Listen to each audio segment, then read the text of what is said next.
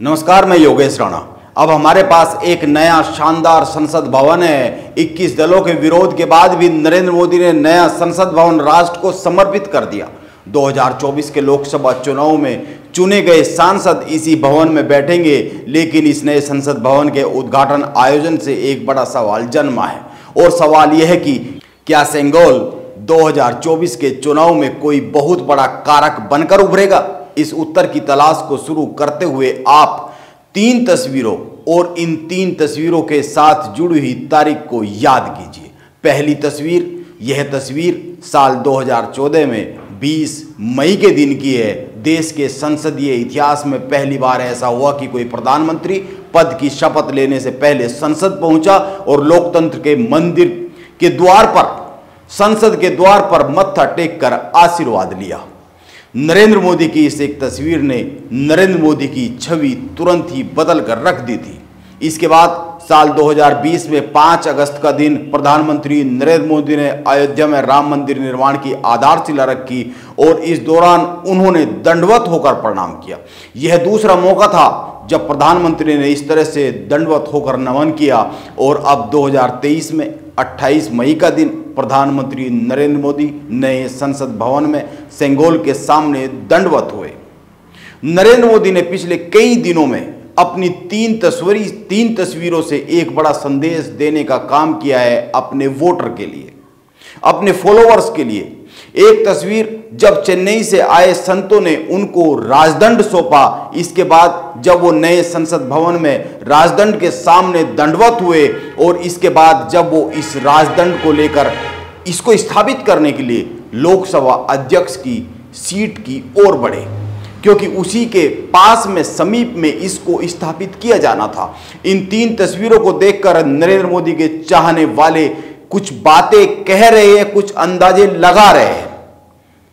आप social media पर देख लीजिए, उनके चाहने वाले कह रहे हैं कि यह हिंदू राष्ट्र की नींव रखने जैसा काम हुआ है। बीजेपी के वोटर के लिए यह कोई छोटा संदेश नहीं है। अब आप यह भी ध्यान में रखिए कि नए संसद भवन के लिए आयोजित हुए समारोह के केंद्र में केवल 2 ही चीजें चर्चा में रही है, एक नरेंद्र मोदी और दूसरे राजदंड, ये सेंगोल। मौजूदा राजनीति में वोट को पाने के 3 ही रास्ते सबसे अधिक आसान और सबसे अधिक मजबूत है। एक इतिहास और उसकी व्याख्या अपने फॉलोअर्स के हिसाब से, और दूसरा धर्म, जाति और क्षेत्रवाद, और तीसरा मुफ्त की सुविधाओं से जुड़ी योजनाएं और इन योजनाओं से जुड़ी हुई घोषणाएं। ये तीनों रास्ते वोट पाने के सबसे बड़े मददगार है। यह बात दशकों से प्रमाणित होती आ रही है और पिछले 8-9 साल में तो बहुत ही ज्यादा प्रमाणित हुई है। अब आप यह समझ सकते हैं कि सत्ता को हासिल करने में विकास और मानव उत्थान, मानव समाज के उत्थान से जुड़ा मुद्दा बहुत ज्यादा अहमियत रखता नहीं है। और यह राजदंड वोट को पाने के इन तीनों में से 2 मार्गों को बीजेपी के लिए साध रहा है। यह राजदंड इतिहास और धर्म और क्षेत्र का, एक विशेष क्षेत्र का एक प्रतीक है, एक राजवंश का प्रतीक है। यह दक्षिण की राजनीति को भी साध सकता है। इस पर फिर बात कर लेंगे, कैसे साध सकता है और कैसे साध नहीं सकता है। लेकिन यह इतिहास और धर्म के उस रास्ते का साधक तो है ही जिस पर चलकर बीजेपी वोट पाती है। नरेंद्र मोदी उनके वोटर के लिए हिंदू हृदय सम्राट है और सेंगोल हिंदू परंपराओं का प्रतीक है, जिसे देश के पहले प्रधानमंत्री जवाहरलाल नेहरू ने वॉकिंग स्टिक के तौर पर प्रयागराज में आनंद भवन में प्रदर्शनी के लिए रख दिया था। यह बात अब देश के हर नागरिक तक पहुंच गई है। नेहरू पर किया गया यह हमला बहुत ही बड़ा हमला है, जिससे कांग्रेस गहरी चिंता में है।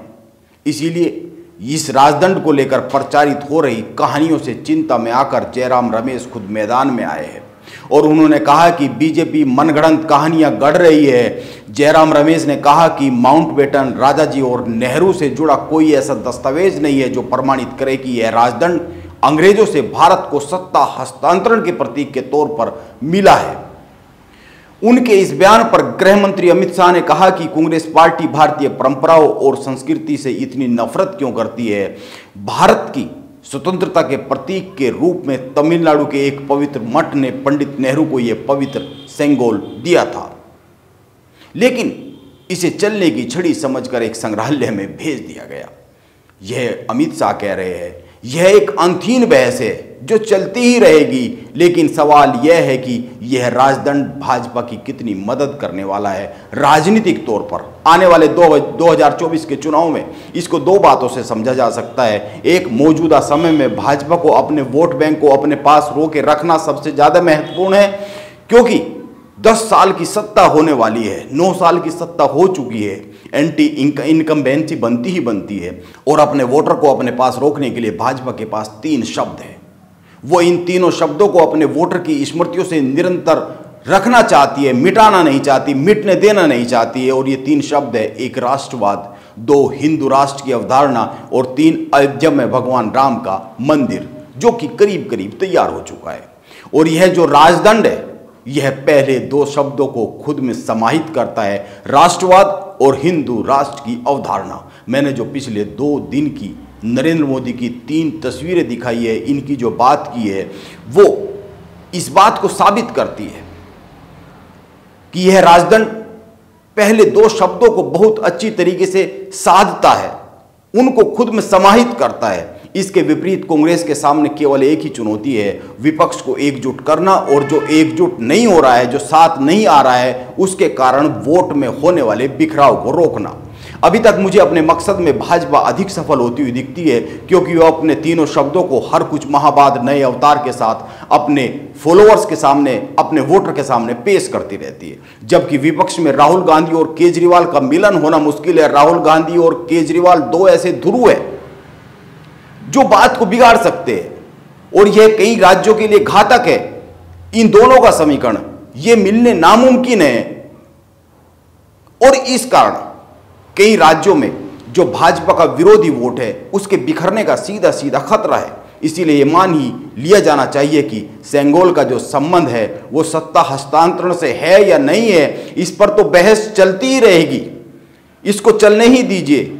इस पर बहुत सारे निष्कर्ष आएंगे, बहुत सारी रिसर्च आएगी, अभी तो बहुत सारी बातें आएंगी। कुछ लोग इसको झूठ साबित करना चाहेंगे और कुछ कहानियां इसको सच साबित करना चाहेगी। यह जो बहस है, ये जो बातें हैं, ये तो चलती ही रहेगी। ये बाद की बात हो गई है। पहली बात ये हो गई है कि बीजेपी की 2024 के लिए जो राजनीति है, और उस राजनीति में भाजपा इसमें कामयाब होती हुई साफ साफ दिख रही है, और इसमें एक भूमिका, एक कारक, यह राजदंड भी बनता हुआ साफ साफ दिखता है। नमस्कार, मैं योगेश राणा, आप बने रहे मेरे साथ।